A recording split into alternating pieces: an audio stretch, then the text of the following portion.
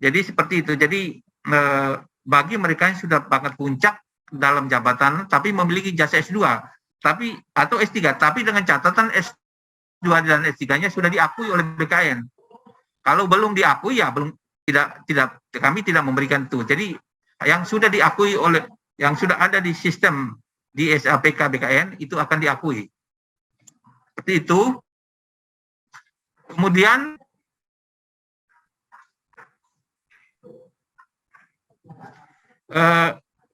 ini sama saja. Ya, ini contoh sama aja. Jadi kalau sudah S2 3D boleh kami memberikan harga ke 4A.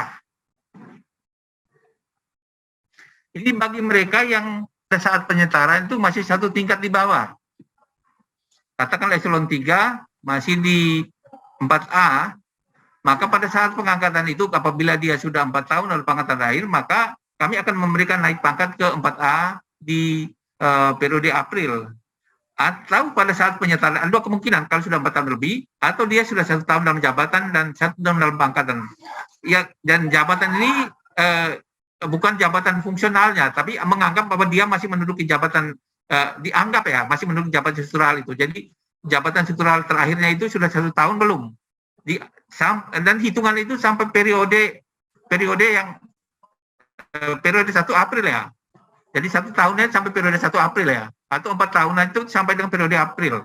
Nah, jadi ada 2 kemungkinan kalau dia sudah 4 tahun dalam pangkat terakhir, terhitung sampai dengan April 2022, atau 1 tahun dalam jabatan dan 1 tahun dalam pangkatan sampai dengan periode April 2022. Itu kami memberikan kenaikan pangkat tanpa angka kredit. Saya kira itu yang bisa saya sampaikan. Jadi ada 4 kemungkinan.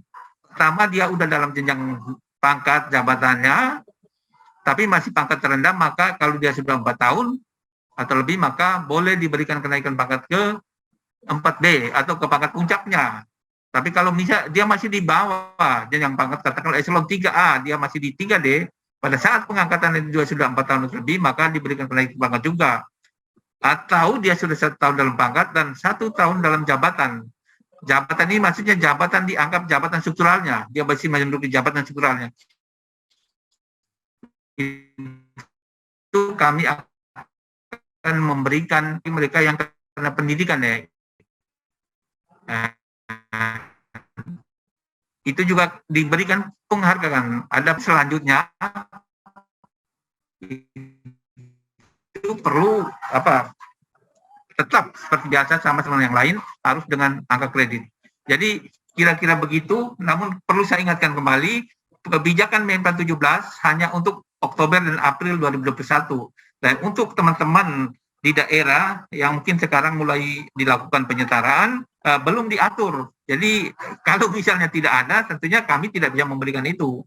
Karena bagi yang di pusat ini kan sudah amanat itu. Kemudian kalau yang lain ya tentunya ya perlu ada kebijakan lain sehingga kami bisa memberikan kenaikan pangkat itu sehingga sama dengan yang di pusat. Kira-kira begitu, Bu Kabak, organisasi, Pak Dadi. Maaf Pak Dadi, saya belum tahu jabatannya. Kemudian Bapak Ibu pejabat semuanya yang hadir pada kesempatan ini, dengan penyampaian saya secara teknis, mudah-mudahan Bapak Ibu bisa memahami. Tapi kalau misalnya ada 1-2 hal yang perlu kita diskusikan, saya siap untuk berdiskusi dengan Bapak Ibu sekalian. Demikian penyampaian saya, mohon maaf kalau ada kekeliruan. Saya akhiri, selamat sore. Wassalamualaikum warahmatullahi wabarakatuh. Waalaikumsalam warahmatullahi wabarakatuh. Kita beri aplaus dulu Bapak Ibu untuk 2 narasumber kita. Oke, makasih Pak Theo. Kebetulan ini juga salah satu pertanyaan sebetulnya yang mau saya ajukan sebetulnya. Karena terkait dengan kenaikan pangkat, Pak. Karena beberapa teman-teman yang disetarakan ini ada yang naik pangkat di April 2022 dan Oktober 2022. Sama, ini saya juga yang kena April 2022.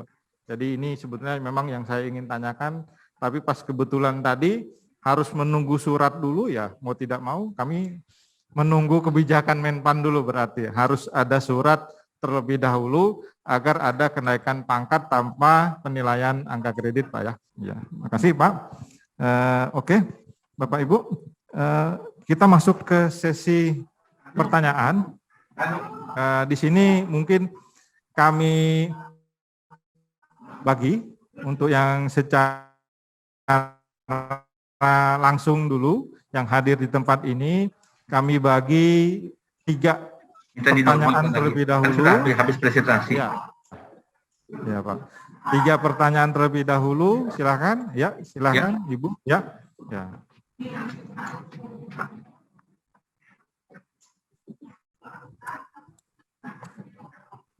Baik, Assalamualaikum warahmatullahi wabarakatuh.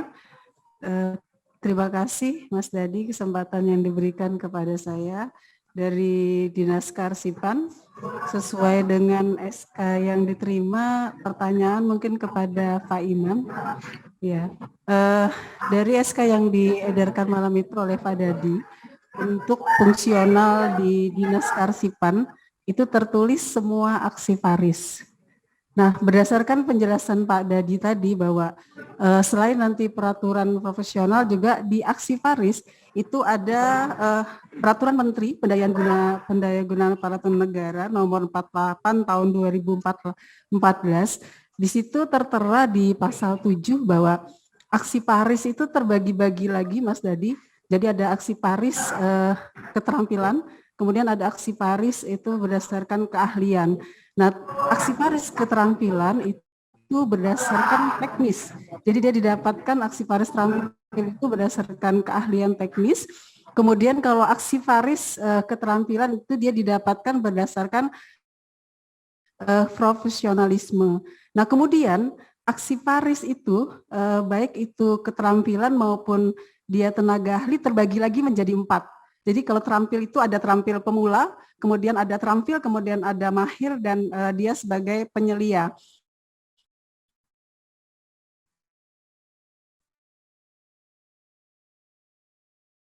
Yang kalau lagi dan teman yang pindah ke fungsional itu berada di mana? Karena saat ini di kabupaten kota saja yang memiliki tenaga ahli itu untuk aksiparis hanya Samarinda dan Bontang. Selebihnya tidak ada. Samarinda itu ada 3 dan ada teman yang diangkat sebagai struktural, dia adalah aksiparis, kedudukannya adalah aksiparis ahli. Nah, ini mungkin mohon penjelasan dari Pak Imam karena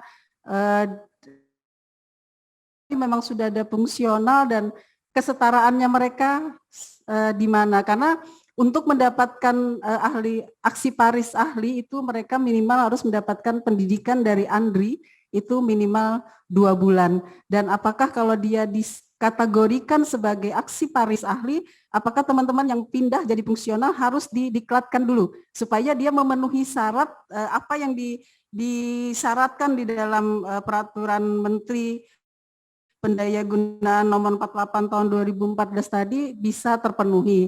Jadi supaya tugas-tugas dan fungsinya juga jelas. Karena ada tugas fungsinya sebagai fungsional, tadi ada substruktural, dia sebagai subkoordinator kan ada tugasnya sendiri. Nanti dia sebagai aksiparis juga ada tugas sendiri. Terbagi-bagi menjadi 2, tadi sudah dijelaskan Mas Imam juga bisa ikut kedua-duanya, bisa ikut salah satunya. Nah, ini mohon penjelasan Mas Imam biar kita juga memberi ke ahli atau dia terampil sampai di mana dia boleh melakukan tindakan-tindakan, karena memang kalau ahli ada tindakan-tindakan yang boleh diambil termasuk pemusnahan arsip dan lain sebagainya, tapi kalau dia terampil dia tidak sampai tindakan pemusnahan arsip dan lain sebagainya. Mohon penjelasan Pak Imam, terima kasih. Assalamualaikum warahmatullahi wabarakatuh. Ya, makasih Ibu Tasmiyah, ya, dari Dinas Karsipan. Pak Iqbal, sebetulnya ini singkatnya, kalau yang pengawas ini disetarakan ke jenjang, Menpan aja yang jawab deh. Nah, terus yang administrator itu disetarakannya ke jenjang apa. Nah, artinya seperti itu. Tapi enggak apa-apa, nanti dari Pak Iqbal lah yang kita beri kesempatan untuk menjawab. Untuk pertanyaan kedua silakan. Oke, silakan Pak. Terima kasih. Assalamualaikum warahmatullahi wabarakatuh. Ada beberapa pertanyaan yang perlu kami sampaikan. Mungkin yang pertama Pak, ini berdasarkan pengalaman kami Pak pada saat mengelola JFT dulu di PBJ, ini terkait dengan yang menilai angka kredit nanti Bapak. Nah itu kondisi kita dulu kan masih sedikit ya. Nah sekarang ini dengan adanya diangkat JFT yang cukup banyak dari eselon 4 ini, kemudian dengan jabatan yang bermacam-macam. Nah ini nanti yang menilai angka kredit ini apakah sudah disiapkan Bapak dan Ibu? Nanti takut kenaikan pangkatnya dan nilainya terhambat. Itu yang pertama. Kemudian yang kedua Bapak dan Ibu, ini terkait dengan pengelolaan anggaran Bapak dan Ibu. Nah jadi seperti kita ketahui kan pejabat eselon 4 di lingkungan kita kan hampir semua menjadi JFT. Padahal dalam pengelolaan anggaran itu ada PPTK sebagai salah satunya sebagai pengelola keuangan daerah. Nah, sesuai Permendagri 77 tahun 2020, PPTK itu dijabat oleh eselon terendah atau pejabat fungsional umum yang ditunjuk oleh wali kota. Nah, ini kita pejabatnya menjadi JFT, pejabat fungsional tertentu. Nah itu, ini yang bisa jadi hambatan kita di tahun 2022. Yang ketiga, terkait dengan ini tadi, kan rencana kita yang pejabat eselon 4 tadi, agar dia bisa masih berfungsi mengkoordinasi, dia ditunjuk sebagai seperti superintendent gitu Bapak dan Ibu ya, untuk mengelola gitu. Untuk mengelola pekerjaan mungkin pelaksana di bawahnya. Nah, dia nanti kan mengelola itu. Staf di bawahnya kan seolah-olah dia kan seperti Kasubag. Padahal dia JFT, tapi dia yang bisa diangkat menjadi PPTK hanya JFU. Nah, dari situ mungkin ada kerancuan itu. 3 hal itu yang perlu kami tanyakan ke Kementerian PAN RB, kemudian ke Bapak dari BKN tadi, sama dari pemerintah kota. Mungkin itu saja. Terima kasih. Assalamualaikum warahmatullahi wabarakatuh. Ya, makasih Pak Kabak. Jadi sudah 2 pertanyaan. Lanjut Bapak Ibu, pertanyaan ketiga. Jika ada sebelah sini, sayap kiri. Cukup? Oh ya, silakan Pak Ibrahim.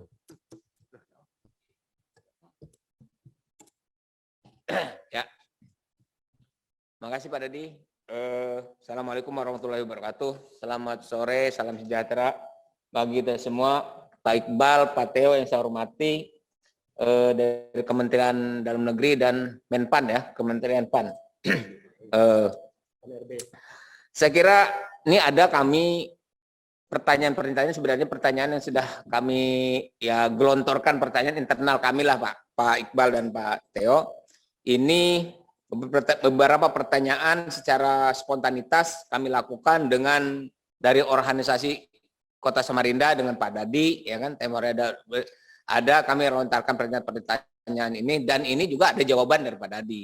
Tapi di lain sisi memang kita jawaban-jawaban itu masih bukan meragukan lah, mungkin kita belum optimis lah gitu, belum optimis. Maka dalam kesempatan ini kami ya pas saja akan mempertanyakan ini kepada Bapak sebagai perancang ya, pejabatan-jabatannya ditimbulkan dari birokrasi, dari struktural menjadi fungsional, ya kan. Tentunya di daerah ini kan semua akan membawa dampak, ya kan. Terus dampak parameter yang telah diukur dari awal kegiatan akan susun, ya kan, dari Renstra dan sebagainya. Ini sekarang karena di dalam perjalanan ada perubahan fungsi, ya, walaupun mungkin ini kan fungsionalnya kan bilang katanya kan ini hanya ganti kulit saja, ganti baju saja. Di lain sisi ini dari terutama tadi yang dipertanyakan oleh Pak Dadi dan ini menjadi trending topik, itulah dari sisi ya kan, itu bilangnya sama saja penghasilnya gitu. Dan itu saya sebagai salah satu kepala badan itu memang jadi beberapa pertanyaan staf saya di bawah Pak. Staf saya di bawah, berapa sih Pak kalau misalnya kami dialihkan dari struktural menjadi fungsional? Saya bilang saya tidak bisa menjawab apa-apa, yang berhak menjawab itu mungkin itu bagian organisasi atau kementerian yang bersangkutan. Nah, jadi pertanyaan saya pertama begini Pak, saya pada prinsipnya setuju. Ini ada mungkin semacam perubahan birokrasi, ya kan? Di tataran kalau di pusat, di tataran pusat ada perubahan birokrasi selain eselon 2 di bawah habis bilangnya kan, tidak ada lagi eselonering, dipindahkan ke fungsional. Ya, di daerah karena mungkin di sana daerah tuh hanya tertingginya ada eselon 2, maka di sana di bawahnya ada eselon 2, 3 dan 4. Jadi yang saya tahu, yang diberitahukan atau yang saya diskusi kecil-kecilan ini tempo hari dengan organisasi yang hilang adalah eseloneringnya bersifat eselon 4. Yang masih bertahan eselon 2 dan eselon 3. Nah, di lain sisi begini Pak, kami di Kalimantan Timur memang belum ada menerapkan ini. Baru sebagai pilot projectnya adalah Samarinda. Dan saya sudah diskusi dengan Pak Dadi apa yang katakan juga tadi bahwa di Indonesia baru sekian ratus ini kan Samarinda kalau misalnya nomor 100 Pak Dadi ya. Nomor 100 sekian lah. Nah, jadi saya bilang diskusi tempo hari Pak, adakah daerah lain yang sudah menggunakan ini sebagai pembanding, sebagai untuk kita diskusi seandainya mengalami trouble, ini kan barang baru nih Pak. Barang baru kan kita meraba-raba, ibarat meraba-raba untuk melakukan proses ini. Nah, adakah untuk sebabnya? Oh, belum ada Pak. Nah, tapi yang bersamaan adalah ada. Nah, ada yaitu kurang lebih kemarin baru menyampaikan ke saya sudah 126 Kak bilangnya kan. Mungkin sekarang sudah bertambah lagi. Nah, jadi pertanyaan saya pertama gini, tidakkah ini kita hanya sebagai, ini maaf aja nih, sebagai percobaan, begitu regulasinya suatu saat akan dirubah mungkin menterinya, dirubah mungkin pimpinannya, ini akan kembali lagi. Nah, ini tidakkah kita terlalu terburu-buru? Saya bukan tidak setuju, pada prinsip setuju, tapi ini pertanyaan sangat mendasar, ya. Itu yang perlu kita jawab. Dan mungkin bapak-bapak dari pusat perlu ada argumen yang kuat untuk mematahkan pertanyaan ini. Itu yang pertama. Yang kedua, tadi Bapak mengatakan, entah Pak Iqbal atau Pak Teo, bahwa seorang pejabat fungsional itu adalah bisa menilai bawahannya, SKP, ya kan? Nah, sementara di sini kan pejabat fungsional kan rasanya tidak ada bawahan, cuma mungkin itu mereka diberikan kewenangan sebagai subkoordinator ya, subkoordinator. Nah, subkoordinator. Nah, bisakah dilakukan itu atas apa peranannya? Lain sebagai pejabat struktural mungkin boleh ada stafnya di bawah dan sebagainya. Nah, atas atas dasar apa pendelegasian dari atasan pimpinan kepala OPD-nya atau bidangnya kah memberikan delegasi ke si subkoordinator itu untuk menilai bawahannya? Itu juga mungkin perlu ada penjelasan yang pasti, yang jelas. Nah, terus berikutnya Pak, namanya ini yang katakan saya awal tadi, ini fungsional hanya ganti baju, ganti status. Nah, apakah tingkat untuk kenaikan pangkat, kalau fungsional kan tergantung kreativitas kita kan, tergantung kreativitas, bahkan 2 tahun bisa naik pangkat. Apakah ini juga berlaku untuk kenaikan pangkat untuk mereka yang pejabat fungsional yang disetarakan ini? Atau mungkin kenaikan pangkatnya juga jadi disetarakan dengan pejabat staf ataupun pejabat struktural yang ada. Ini barangkali Pak sedikit informasi dan pertanyaan dari kami. Mudah-mudahan Bapak bisa menjawab dengan jelas, logika di kepala saya dan teman-teman di sini bahwa ini loh parameternya, ini loh dasarnya, ini pembentukannya dan sebagainya. Demikian Pak Iqbal, Pak Teo, kurang lebih mohon maaf. Assalamualaikum warahmatullahi wabarakatuh. Waalaikumsalam warahmatullahi wabarakatuh. Terima kasih Pak Ibrahim dari BPKAD. Mungkin bisa langsung ditanggapi. Ini boleh Pak Teo atau Pak Iqbal, silahkan. Yang mana yang ini, yang teknis yang mana, silahkan Pak. Ayo, silahkan Pak.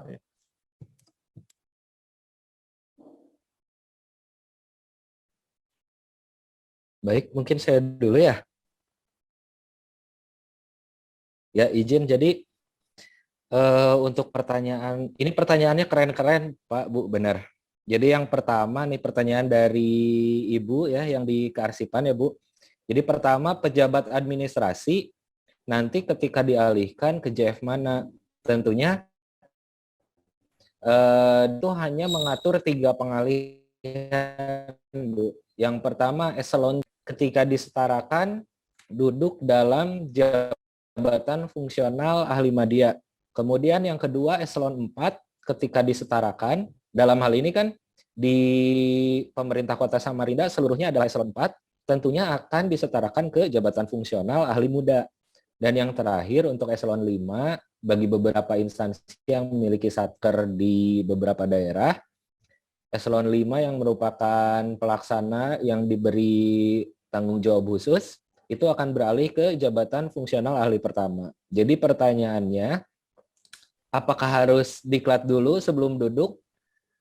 Karena ini penyetaraan, Bu. Penyetaraan itu merupakan fasilitas, jadi yang bersangkutan tetap duduk dulu.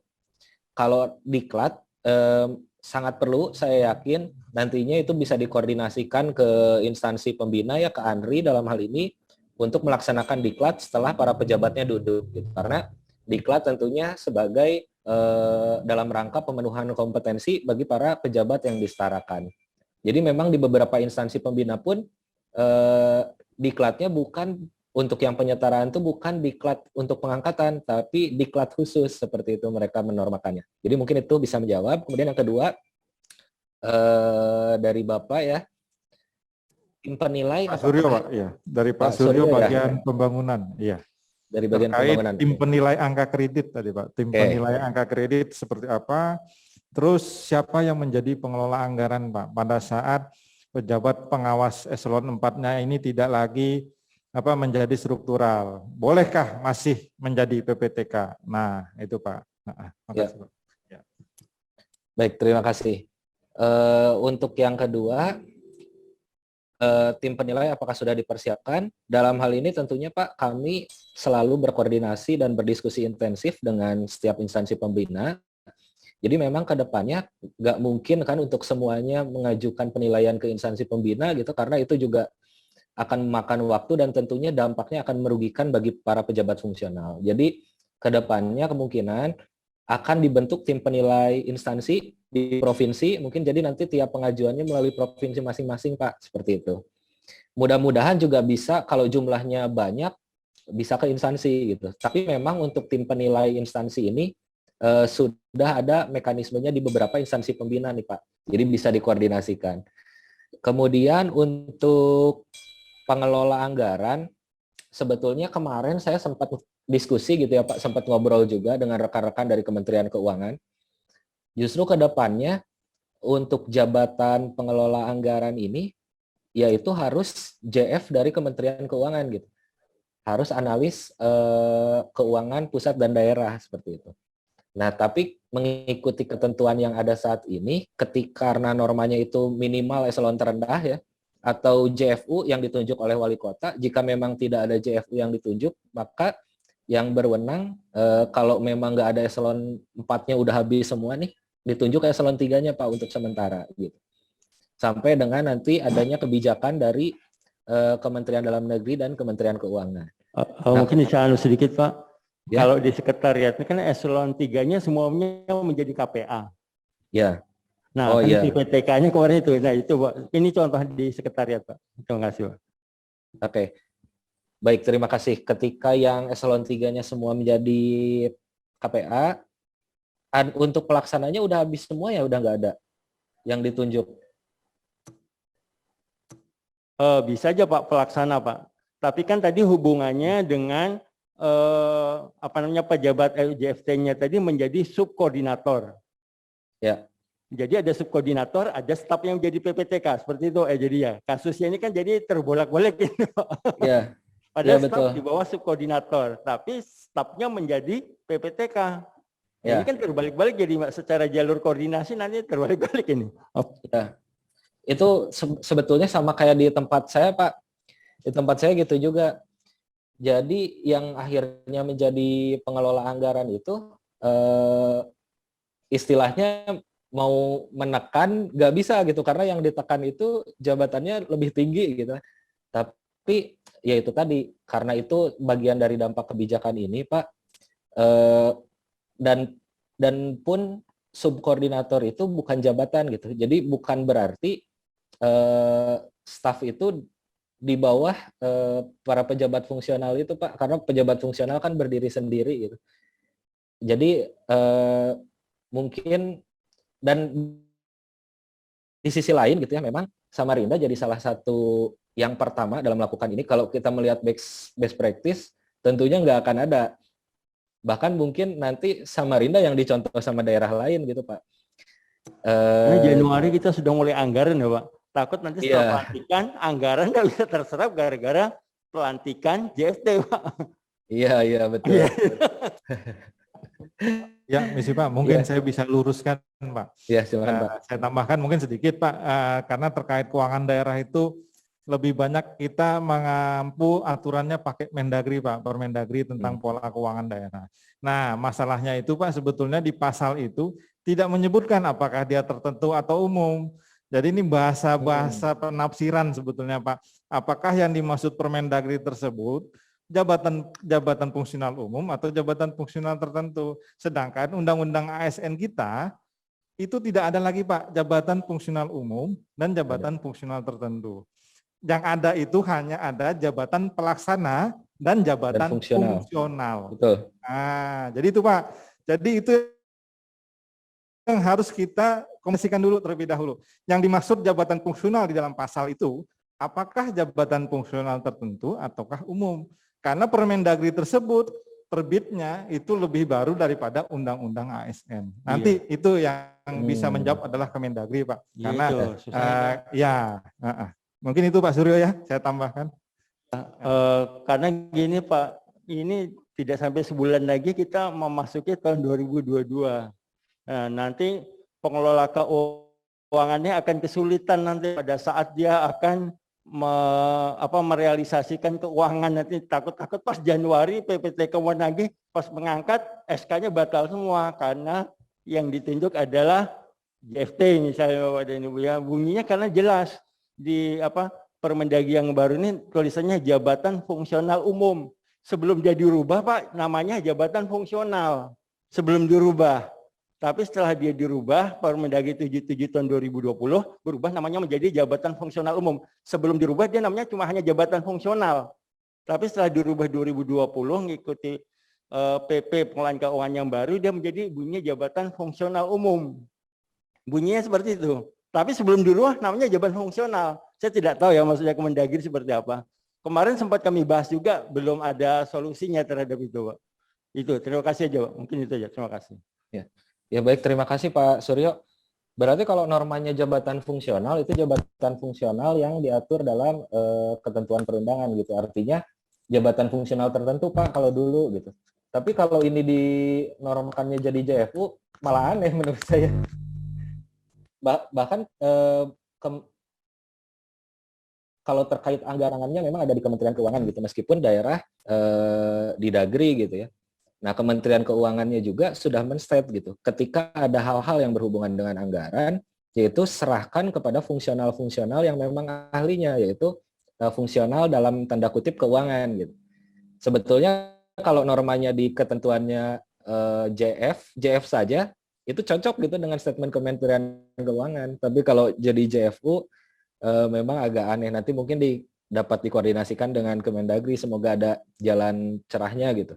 Nah, kemudian yang terakhir dari Pak Ibrahim ya, ketika ditanya Pak, tidakkah ini terlalu terburu-buru? Sangat terburu-buru Pak ini. Justru kami juga bingung ini. Sebetulnya hal ini karena memang sebagai tindak lanjut dari arahan Presiden yang merupakan PPK tertinggi kita, masa kita nggak melaksanakan apa yang diinstruksikan oleh PPK tertinggi kita gitu Pak.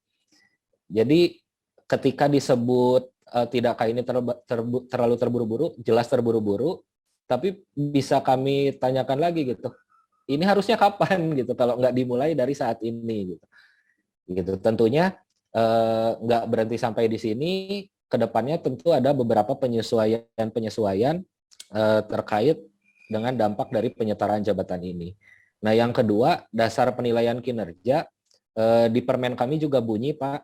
Jadi memang ketika kita mengampu tugas tambahan, itu subkoordinator dapat memberikan rekomendasi penilaian kinerjanya gitu. Nah, masalah nanti subkoordinator itu ketika memberi penilaian, contoh misalkan 70, kemudian pimpinan unitnya mau ganti, itu bisa aja Pak. Jadi bentuknya hanya rekomendasi. Untuk apa? Tentunya untuk memotret kinerja pejabat fungsional yang ada dalam timnya nih, yang ada dalam kelompok kerjanya kepada pimpinan unit kerja masing-masing seperti itu. Jadi mempermudah pekerjaan pimpinan unit masing-masing seperti itu. Nah, yang ketiga untuk kenaikan pangkat bagi penyetara pejabat yang terdampak penyetaraan jabatan sama saja dengan pejabat fungsional lain, Pak. Untuk angka kredit dan lain sebagainya, mekanisme mengikuti setiap jabatan fungsional yang diatur dalam permen masing-masing seperti itu. Mungkin itu saja, Pak. Bapak Ibu, terima kasih. Saya kembalikan ke Pak Dadi, silakan, Pak. Ya, makasih Pak Iqbal. Ada tambahan mungkin Pak dari Pak Theo? Oh iya, terima kasih Pak. Saya kira saya kira sudah dijelaskan, hanya mungkin sekedar tambahan saja, karena mungkin yang penanya kedua, penilaian angka kredit, sebetulnya itu bisa dibentuk di semua instansi sebetulnya. Untuk instansi pengguna itu bisa, untuk instansi user itu bisa membentuk tim lain. Hanya saja untuk kewenangan instansi pengguna itu ada batasan. Biasanya 4A ke bawah itu instansi pengguna itu bisa membentuk tim lain. Tapi kalau udah 4B ke atas itu semuanya harus dibawa ke instansi pembina. Itu pembagian jelas seperti itu. Jadi kalau misalnya dulu 4A ke bawah, instansi bisa membentuk tim lain. Tapi kalau misalnya dia belum bisa membentuk karena berbagai alasan, bisa saja dia minta ke pusat, maksudnya instansi pembina, atau bisa juga dari kabupaten minta ke provinsi, atau antar provinsi, antar kabupaten kota bisa saja dimintakan. Jadi saya kira itu tidak menjadi masalah, jadi bisa aja dibentuk sepanjang memungkinkan kabupaten kota. Memang sekarang itu fungsionalnya sudah banyak ya, dengan ada hampir semua jabatan fungsional itu ada di pusat, di daerah itu mungkin tidak semua, tapi cukup banyak yang bisa dibentuk ya. Jadi ya tentunya harus mengikuti perkembangan jabatan, karena ada jabatan, ada pejabat fungsionalnya, maka instansi perlu memfasilitasi penilaian kinerja atau angka kredit untuk setiap pejabat fungsional. Saya kira amanat undang-undangnya atau peraturan membernya memang seperti itu. Jadi silakan saja dibentuk kalau memang memungkinkan. Tetapi kalau tidak, bisa aja minta ke provinsi misalnya, atau minta ke pusat silakan. Tetapi alangkah baiknya dibentuk sendiri. Saya kira itu. Kemudian kalau terkait anggaran, saya terus terang saya tidak paham seperti itu. Kemudian kalau untuk pembanding, ya saya kira ya memang di daerah mungkin masih terbatas ya. Tetapi kan di pusat ini kami sudah dilakukan penyetaraan, sehingga ya saya kira tidak harus melakukan perbandingan ke daerah-daerah, tapi juga bisa saja ke pusat, karena sama saja. Artinya eselon 3 dan 4 di pusat eselon 3 dan 4 itu sudah mungkin tersisa hanya sekian persen saja. Mayoritas sudah disetarakan menjadi jabatan fungsional. Jadi saya kira untuk mencari pembanding bisa saja di instansi, tidak hanya di instansi daerah, tapi kan di instansi pusat pun juga bisa, karena kami sudah mengalami ini dengan segala kekurangannya. Tapi saya kira itu kan tidak bisa langsung sempurna ya, akan berproses. Dan ya tentunya di perjalanan nanti ada perbaikan, baik kendala-kendala. Memang kendala itu banyak sekali. Mereka yang kebetulan ditempatkan di katakanlah di Biro SDM atau di daerah itu BKD atau BK SDM, kebetulan dia itu S1 teknik atau bahkan mungkin pendidikan lain, tapi dia juga terpasang diangkat dalam jabatan analis pegawaian. Nah, ini karena aturan. Jadi semua yang pada posisi terakhir itu disesuaikan dengan tugas fungsinya dia. Tetapi itu kan di perjalanan harus bisa disesuaikan sesuai dengan kompetensi seseorang. Jadi saya kira mungkin untuk saat ini, untuk saat kali kita penyetaraan memang permasalahan yang dihadapi itu banyak sekali, tapi sambil berjalan akan disesuaikan. Dan mudah-mudahan kendala itu bisa dihadapi. Dan itu Bapak Ibu juga bisa belajar dari instansi-instansi, termasuk instansi pusat yang sudah melakukan penyetaraan. Kemudian SKP ini saya memang hanya pengalaman kami di BKN ini, Kepala BKN mengeluarkan surat semacam penugasan kepada pejabat fungsional yang menduduki merangkap sebagai koordinator, memiliki kewenangan untuk menilai SKP. Jadi koordinator itu bukan atasan, dia sebenarnya koordinator. Ya walaupun dalam sehari-harinya sebetulnya sama saja. Saya sudah mengalami itu dan saya merasa sama saja, tidak gaji juga sama saja, tidak ada mengalami perubahan. Malah untungnya dapat sampai 60 ya. Jadi ya seperti itu. Jadi terkait dengan tugas fungsi sehari-hari saya sudah 1 tahun lebih sama saja, tidak ada perubahan. Perasaan saya seperti masih kasubdit, kepala subdit direktorat. Jadi kira-kira seperti itu. Jadi ya artinya kalau ambil dasar hukum memang tidak ada, tapi yang jelas di kami sudah mendapat surat penugasan untuk menilai SKP bawahan. Saya kira itu, kemudian kenaikan pangkat, justru jabatan fungsional kalau dia berkinerja bagus, dia bisa tiap 2 tahun naik pangkat, sehingga lebih cepat kalau dia berkinerja baik.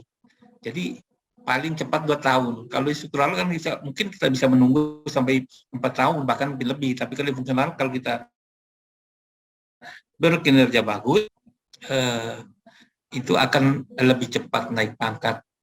Dan pangkat ini kan sifatnya sementara sebetulnya.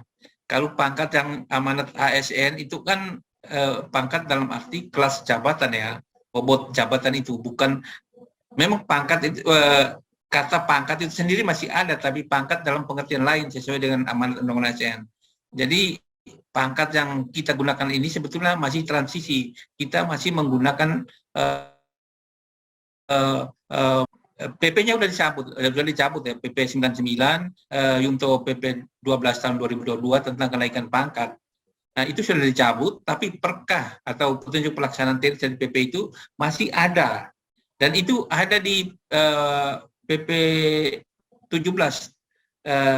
tahun 2019 tentang apa? Manajemen ASN, manajemen PNS, di pasal sekian itu ada tercantum itu bahwa untuk menunggu PP baru tentang kenaikan pangkat, maka Perka BKN nomor 12 tahun 2022 tentang kenaikan pangkat PNS tetap berlaku.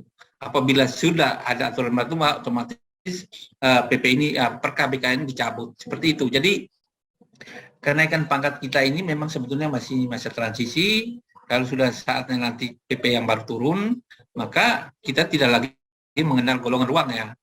Setiap jabatan pangkat itu melekat pada jabatan. Jadi tidak ada lagi cerita naik pangkat tanpa naik jabatan ya. Jadi setiap pangkat jabatan sudah ada pangkat.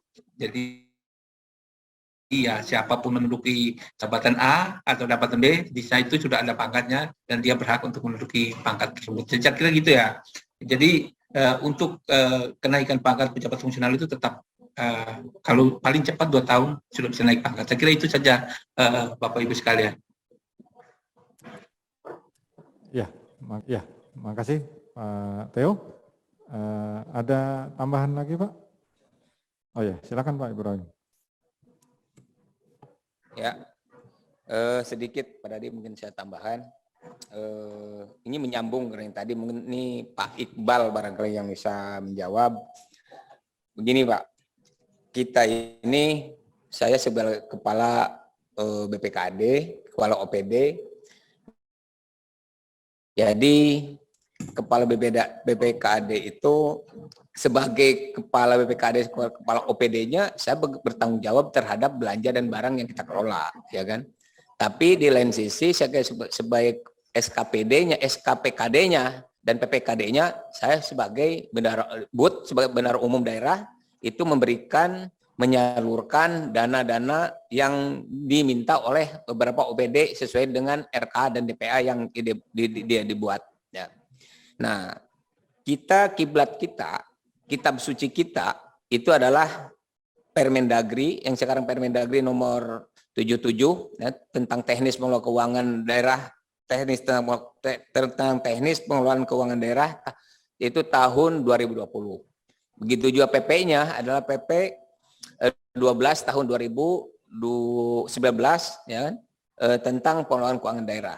Nah, maksudnya gini, semua OPD diberikan kewenangan dengan 2 regulasi yang saya sebutkan tadi, diberikan kewenangan untuk melakukan pengelolaan uang, pengelolaan barang, belanja barang, dan mempertanggungjawabkannya. Begitu juga memverifikasi dan memeriksa.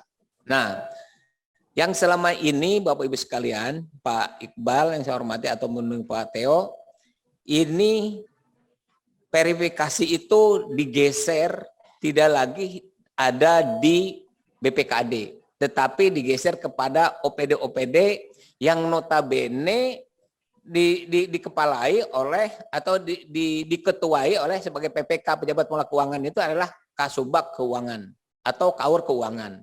Nah, yang sekarang di pertanyaan yang sekarang di regulasi yang baru yang akan mungkin dibuatkan sekarang nanti kan Kasubag Keuangan di OPD itu adalah tidak ada lagi Kasubag secara struktural tetapi hanya ada sebagai fungsional.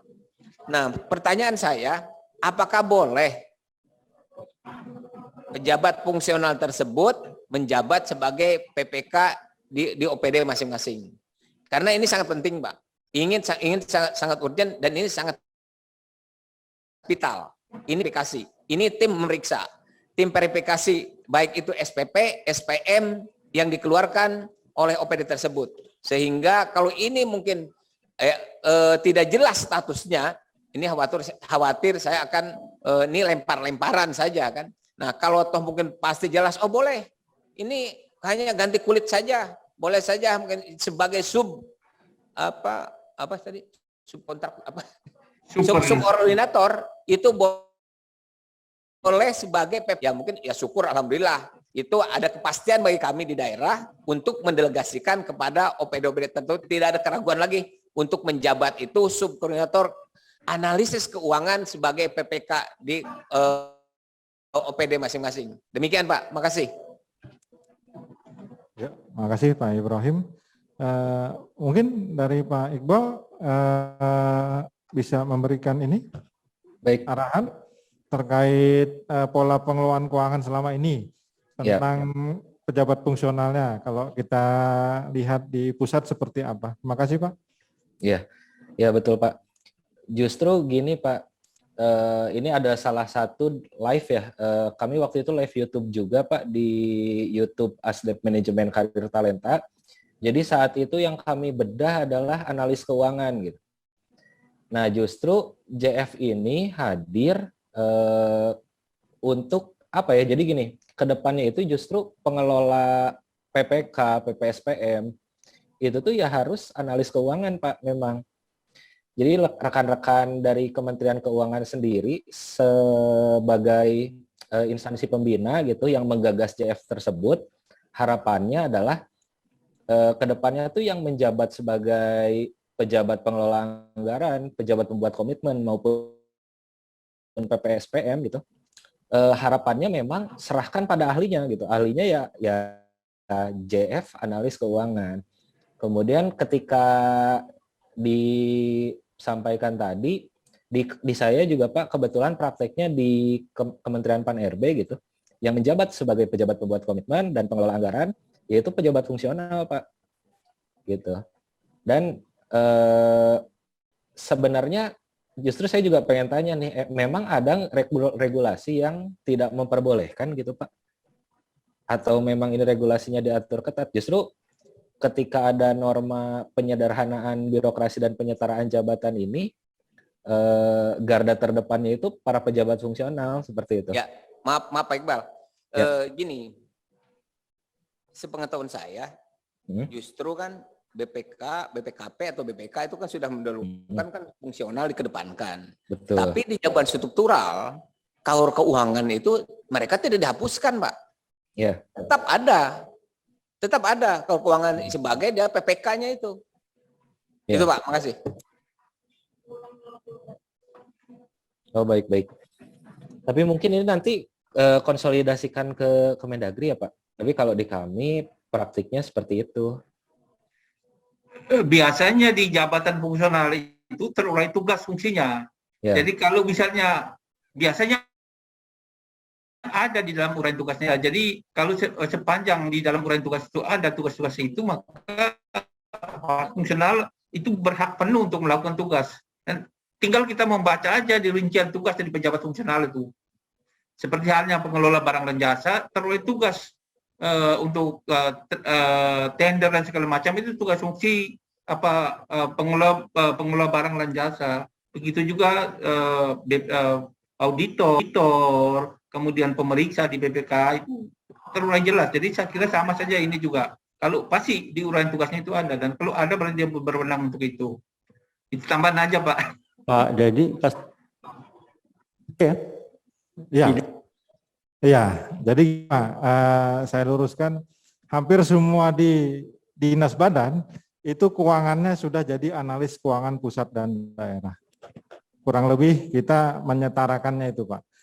Sama semua. Analis keuangan JF, analis keuangan pusat dan daerah. Dan terkait mungkin Pak teknis keuangan nih mohon maaf karena bukan kami di bidangnya, dan mungkin tamu yang diundang mungkin yang lebih tepat mungkin Kemendagri Pak, terkait pola keuangan daerah.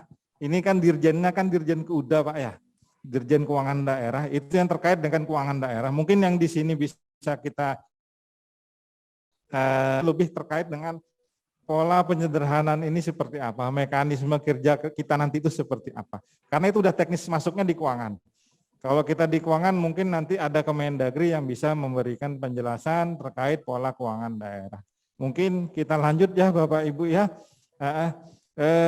Kita yang di sini dulu tapi satu aja Bu ya. Ya satu ya, oke. Yang secara langsung silakan Bu ya. Assalamualaikum warahmatullahi wabarakatuh. Salam sejahtera. Bismillahirrahmanirrahim. Semoga pertanyaan saya yang simpel, sederhana, karena memang teknisnya ada di organisasi dan di BKD. Mungkin saya mewakilin OPD Dinas Kesehatan. Semoga pertanyaan saya ini bermanfaat bagi OPD Dinas Kesehatan. ASN punya hak dan kewajiban. Kewajibannya mengikuti semua aturan, baik tingkat pusat maupun tingkat kabupaten kota. Kami memberikan apresiasi sebagai OPD Dinas kepada badan organisasi, kemudian BKD juga, dan seluruh OPD yang ada hadir pada hari ini. Dan tentunya dari pusat, Pak Theo dan Pak Iqbal yang luar biasa. Hal yang baru, bukan barang baru, secara administrasi kepegawaian pasti berproses. Bisa jadi juga kami di dinas juga berproses. Bukan hanya pejabat pengawas yang fungsional, tapi ke atas dan ke bawahnya. Ada beberapa pertanyaan yang mungkin juga teman-teman kami ya, pejabat pengawas yang akan difungsionalkan yang ikut Zoom meeting mungkin nanti bertanya. Pertanyaan sederhana berkaitan dengan penyederhanaan jabatan struktural ke jabatan fungsional dari OPD Dinas Kesehatan. Ada 13 pejabat pengawas yang difungsionalkan dengan latar belakang dokter dan sarjana kesehatan masyarakat. Dari Kementerian Dalam Negeri tersampaikan ke kami ya, lewat WA dari struktur berdasarkan oleh Kemendagri, Dinas Kesehatan yang 13 pejabat pengawas yang fungsional itu dari lampiran ini mereka jabatan fungsional yang diusulkan yang rata-rata latar belakangnya sebagai dokter berubah jadi pejabat fungsional, ada yang jadi administrasi kesehatan, nutrisionis, epidemiologi kesehatan. Ada juga yang dari pembimbing K3. Nah, pertanyaannya sangat sederhana. Kalau kita lihat dari Peraturan Menteri Pendayagunaan Aparatur Negara nomor 17 tahun 2021 pada pasal 4 itu disebutkan penyetaraan salah satunya yaitu dari jabatan struktural akan beralih jenjang ke jabatan ahli muda. Kalau jabatannya pengawas tadinya, kalau administrator jadi ahli madya. Nah, apakah dengan surat yang diturunkan dari Kementerian Dalam Negeri ini tentang jabatan pengawas berubah fungsional yang tadinya mungkin kepala seksi kesehatan keluarga jadi nutrisionis? Karena dari kacamata kami orang kesehatan kesehatan, nutrisionis itu punya pendidikan khusus. Bagaimana nanti membuat angka kredit? Siapa penilai angka kredit? Apakah OPD kami, unit kerja kami, atau ada di instansi lain? Kemudian kalau berbicara, tadinya dia pengawas promosi kesehatan, sekarang jadi administrasi kesehatan. Kalau itu sebenarnya bisa jadi tidak masalah. Nah, kalau tadinya pengawas, penyakit tidak menular dan penyakit menular, jabatan fungsionalnya menjadi epidemiologi. Karena sepengetahuan kami, secara keilmuan, epidemiologi itu ada pendidikan khusus. Ini nanti berkaitan dengan angka kredit. Ini mungkin pertanyaan kami salah ya Pak. Mungkin Pak Theo atau Pak Iqbal atau teman-teman juga dari Ortal. Tapi ini pertanyaan untuk kedepannya. Saya yakin ini adalah proses. Hal yang baru itu berproses, kami juga dulu pernah mengalami. Kepala Puskesmas, fungsional kembali, tugas tambahannya jadi manajerial. Tadinya memang bergejolak, tapi lama-lama itu berproses, tidak ada gejolak. Nah, itu pertanyaan dari kami Dinas Kesehatan. Pertanyaan saya mungkin ke Pak Iqbal. Beliau tadi ada sedikit berstatement, kayaknya terburu-buru. Menurut Bapak dari pusat, bagaimana saran Bapak kepada kami di Kota Samarinda yang berkaitan dengan penyetaraan struktural menjadi fungsional? Apakah berprosesnya jangka pendek, jangka menengah, atau jangka tahunan? Mungkin seperti itu. Terima kasih, mudahan pertanyaan saya ini bisa menjadikan manfaat buat kami. Wassalamualaikum warahmatullahi wabarakatuh. Terima kasih Bu Irama selaku Sekretaris Dinas Kesehatan. Mungkin langsung bisa ditanggapi Pak Iqbal atau Pak Theo, silakan. Silakan Pak Iqbal. Siap Pak. Baik Bu, terima kasih atas pertanyaannya. Jadi memang gini, yang kita lihat dalam penyetaraan jabatan administrasi kefungsional ini jelas tugas dan fungsi pada jabatan administrasinya gitu. Nah, bukan lagi kualifikasi pendidikan yang bersangkutan. Nah, kemudian secara teknis validasi dan pertimbangan teknis yang kami berikan itu kan melalui usulan dari hasil validasinya rekan-rekan di Kemendagri gitu. Nah, kami di sini peran kami hanya melihat kira-kira apakah jabatan kosong sudah ikut juga diusulkan atau enggak, ini udah nyampe BUP atau belum gitu. Kemudian juga ketika yang tusinya jauh banget atau yang JF-nya memiliki persyaratan khusus seperti pekerja sosial, kemudian juga perancang peraturan perundang-undangan, tentunya ketika kualifikasi pendidikannya nggak sesuai, nggak bisa juga kami ikut setarakan gitu. Nah, kemudian ketika pertanyaan yang terakhir, sarannya, kalau di kami sih Bu lebih bersaran coba saja dulu gitu. Karena jujur melihat tren saat ini ya Bu ya, jadi melihat kebijakan-kebijakan yang sedang kami susun maupun akan diterbitkan dalam waktu dekat, justru itu memberikan ruang yang sangat luas buat para pejabat fungsional.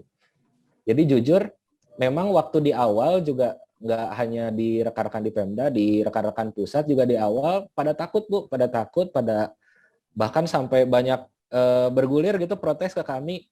Tapi justru di 2021 impact-nya pejabat-pejabat yang nggak ikut penyetaraan di tahun 2020 itu malah jadi pada resah Pak. Jadi saran saya sekarang coba saja dulu, kemudian juga memang kalau ada yang bertanya karena penyetaraan ini jujur hanya fasilitas gitu. Kalau misalkan ada pertanyaan yang sebelumnya diangkat struktural, yang bersangkutan sudah punya JF gitu, bisa nggak? Kalau dari kami tetap bisa melalui mekanisme pengangkatan kembali, tapi tentunya mekanisme itu di luar mekanisme penyetaraan dan ketentuannya juga mengikuti ketentuan normal seperti adanya formasi, adanya uji kompetensi dan lain sebagainya. Mungkin itu saja Pak, Bu. Semoga menjawab. Terima kasih. Ya, ada Mbak Theo mungkin ada tambahan? Ya, Itu, Pak? ya, terima kasih Oh, Bu. Jadi yang Ibu khawatirkan ini sebenarnya tidak usah karena penyetaraan ini kan tidak melihat norma-norma yang selama ini berlaku. Jadi ada uji kompetensi, ada formasi, harus ada pendidikan ini dan itu ya memang kenyataan di lapangan kami di pusat juga sama mengalami hal-hal seperti itu. Jadi itu hanya melihat pada jabatan dia terakhir, itu yang tugasnya itu yang itu diarahkan ke jabatan yang mana, kira-kira seperti itu. Jadi tidak usah khawatir, sambil berjalan, sambil akan dilakukan evaluasi, mudah-mudahan persoalan itu akan perlahan-lahan bisa diatasi. Mungkin bisa dimutasikan ke jabatan lain yang sudah disesuaikan dengan kompetensinya. Kira-kira begitu.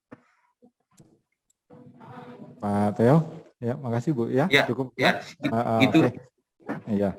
Ini juga sedikit Pak menjawab kegelisahan kami Pak selaku pejabat-pejabat yang disetarakan. Ini kan banyak sekali nama jabatan. Kalau di pemerintah daerah itu kita ini kan sudah menyelenggarakan 32 urusan Pak. 32 urusan ini tentunya tidak bisa diampu oleh semua nama japung yang memang sudah tersedia. Nah, apabila nanti contoh saja misalnya Pak di PTSP. PTSP itu paling tidak sesuai sekali nama japungnya dengan tugas dan fungsinya. Nah, maksud kita nanti pada saat japung itu memang sudah tersedia, bagaimanakah pola perpindahannya Pak? Itu yang pertama. Terus bisakah Pak artinya dari japung murni itu misalnya kan kita ada pola subkoordinator. Boleh tidak dari japung murni itu ditunjuk subkoordinator untuk mengisi kekosongan? Nah, jadi mungkin itu dulu Pak. Pertanyaan dari saya. Ya, izin Pak, terima kasih pertanyaannya. Jadi yang pertama tadi ya, kalau misalkan di luar pejabat yang disetarakan gitu, japung murni jadi norma ya. Japung yang di luar penyetaraan gitu yang benar-benar jaya bisa nggak ditunjuk subkoordinator? Bisa Pak. Tapi memang sebagai tindak lanjut dari kebijakan penyetaraan awal-awal yang terdampak dulu aja Pak sebagai bentuk penghargaan dan biar nggak kaget karena norma koordinator dan subkoordinator juga ini sifatnya sementara gitu. Kedepannya kemungkinan gitu. Jadi kemudian penunjukannya juga tergantung memang kebutuhan unit. Jadi ketika memang dirasakan butuh nih penunjukan itu ya silahkan saja gitu.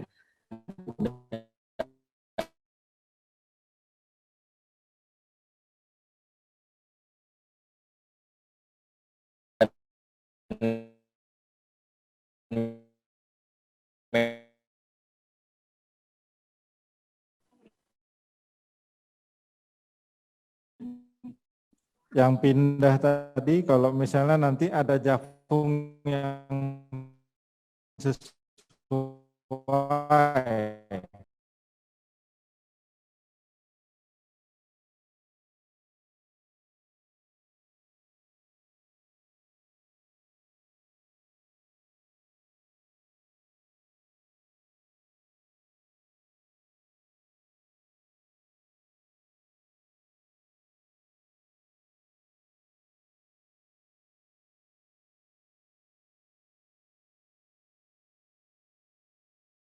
sisi sebagai informasi juga, jadi salah satu di ASDEP kami menangani tentang jabatan fungsional. Merujuk ke surat edaran yang kemarin ya Pak dari Kementerian Pan-RB tentang adanya moratorium, memang kami ini sekarang sedang meninjau ulang JF-JF yang ada untuk kemudian butir tugas dan fungsi atau butir kegiatannya itu kami rancang untuk bisa mengakomodir beberapa tugas jabatan administrasi yang memang tidak tertampung di dalamnya untuk saat ini. Seperti itu Pak untuk informasi. Mungkin itu saja Pak dari saya, terima kasih. Ya, makasih Pak Iqbal. Mungkin kita lanjut yang pertanyaan ini Pak ya. Ada pertanyaan yang mungkin sudah kami rangkum Pak, ada lewat monitor mungkin bisa ditampilkan. Operator, mohon izin. Ini Pak. Ada pertanyaan teman-teman yang sudah disampaikan di sini. Jadi memang kita sudah berikan form pertanyaan terlebih dahulu sehingga cukup kita melihat di sini. Ini tidak kelihatan nih. Kurang lebih ada beberapa juga yang masih pertanyaannya mirip-mirip ya. Terkait penghasilan tidak perlu dijawab lagi. Mungkin dari total pertanyaan di sini pasti ada yang menanyakan itu lagi. Itu tukin yang sudah diterima sebelum apa? Nah, sama juga Pak. Jadi tidak usah.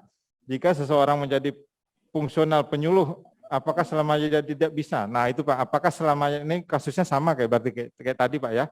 Apakah dia tidak bisa menjadi fungsional lain di instansi lain? Jika seorang eselon 4 menjadi fungsional penyuluh atau analis ketahanan pangan, apakah selamanya dia tidak bisa pindah ke jabatan fungsional lain di instansi lain? Oke, ini boleh.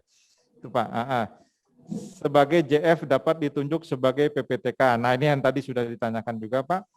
Tukin, oke, saya sudah. Apakah eselon 4 yang menjadi JFA bisa mutasi ke JFB?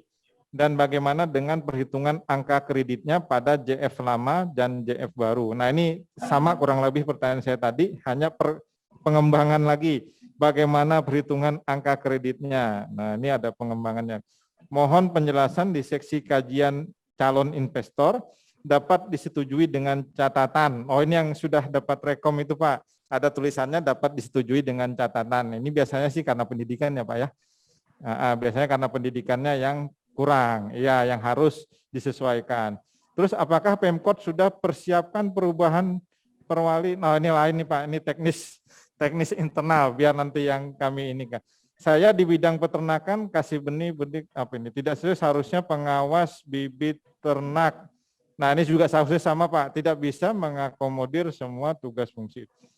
Bagaimana jika jabatan yang akan diterima tidak sesuai dengan kewenangan kota? Contohnya saya akan dilantik sebagai oh ini sudah diakomodir Bu, sudah ya dari Dinas Perikanan. Ya Bu ya, oke sip ya, oke. Berapa jumlah maksimal JF di bawah eselon 3? Jika dalam batas 3 tahun pendidikan tidak sesuai dengan jabatan yang diampu, bagaimana? Dari Pak Sunarto, Pak, DPPKB, bagaimanakah jumlah maksimal JF?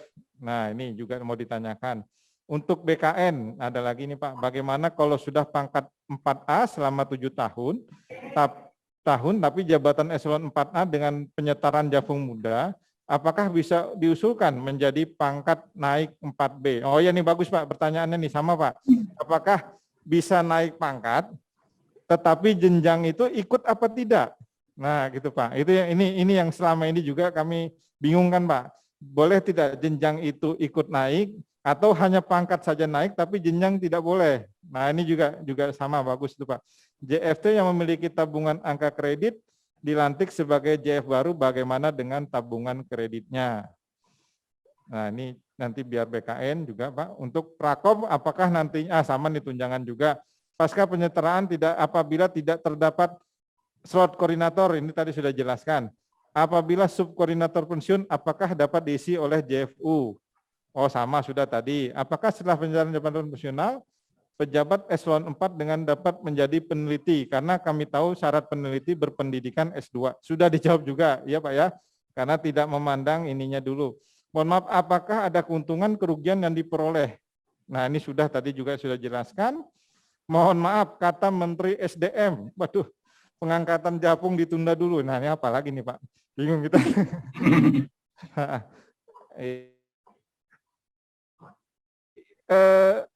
Itu dulu mungkin Pak ya. Tadi ada beberapa yang pertanyaan pengembangan yang kira-kira bisa dirangkum Pak dalam satu pertanyaan. Oke Pak, mungkin itu saja dulu mungkin yang bisa ditanyakan dari Pak Theo atau Pak Iqbal. Silakan Pak. Mungkin bisa dirangkum dalam satu jawaban saja Pak. Terima kasih Pak. Silakan. Ya.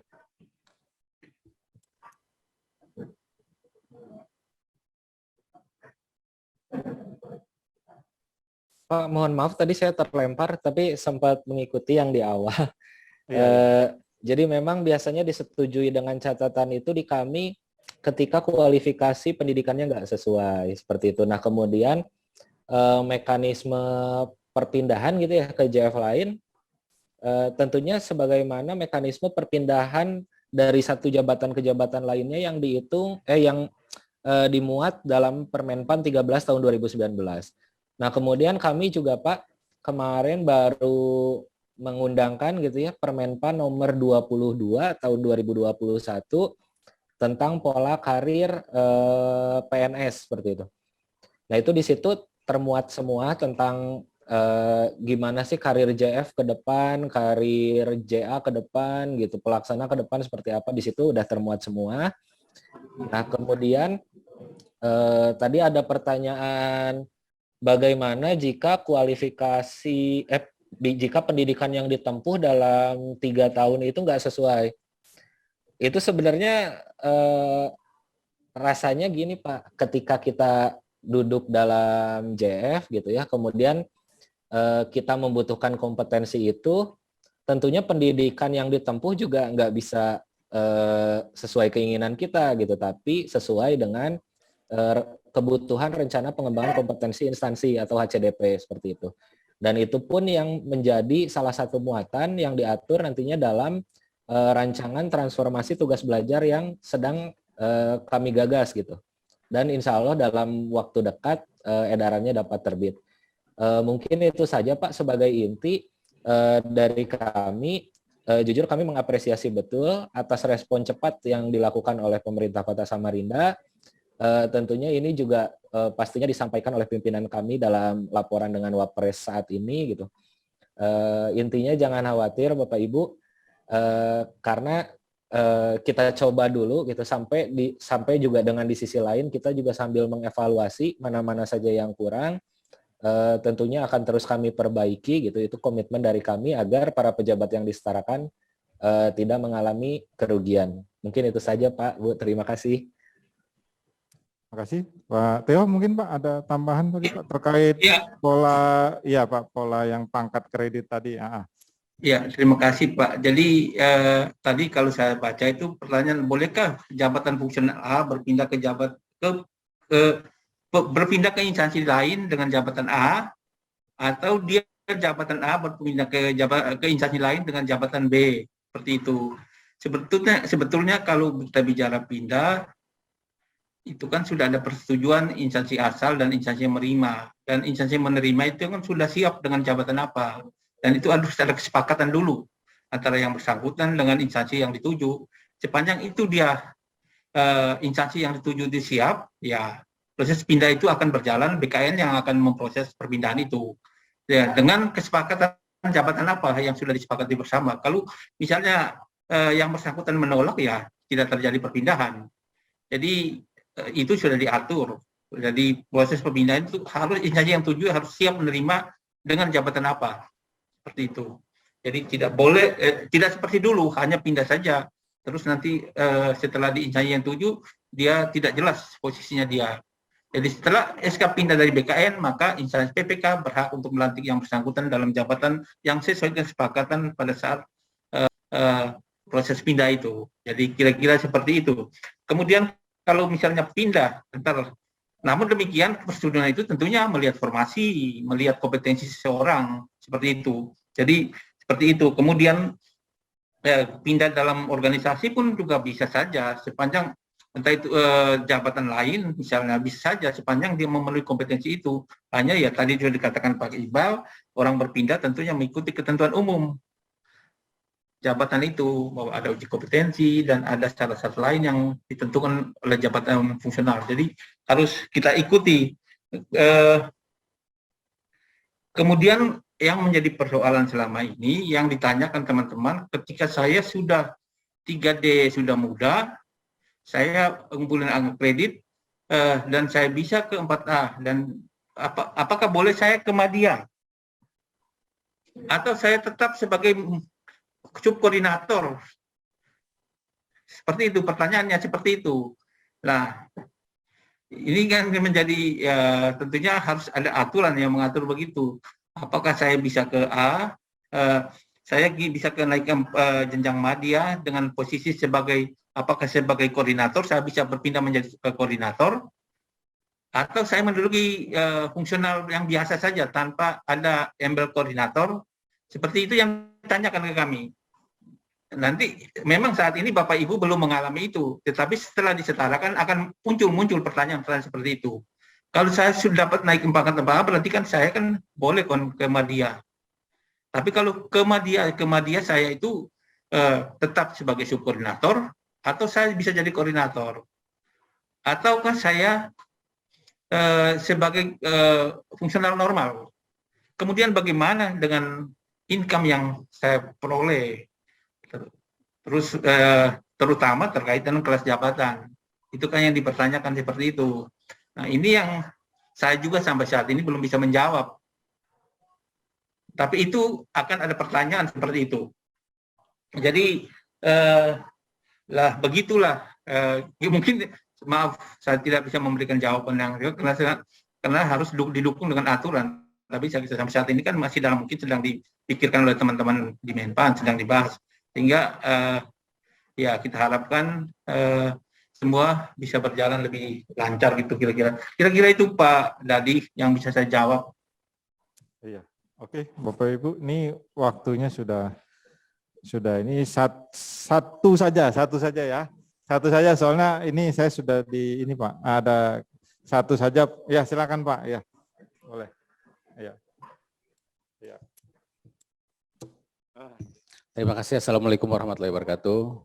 Saya Ahmad Hussein, saat ini Sekretaris Dinas Perkim merangkap PLT Kepala Dinas. Pertanyaan saya, bolehkah dan eselon 3 seperti saya pindah ke Japung? Pertama itu. Kemudian Japung ini jabatannya usia kerjanya sampai berapa? Mungkin dua pertanyaan saya.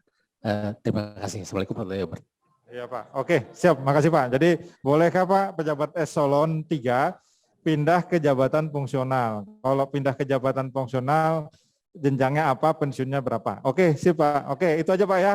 Silakan Bapak Iqbal atau Bapak Teo mungkin bisa menjelaskan. Terima kasih.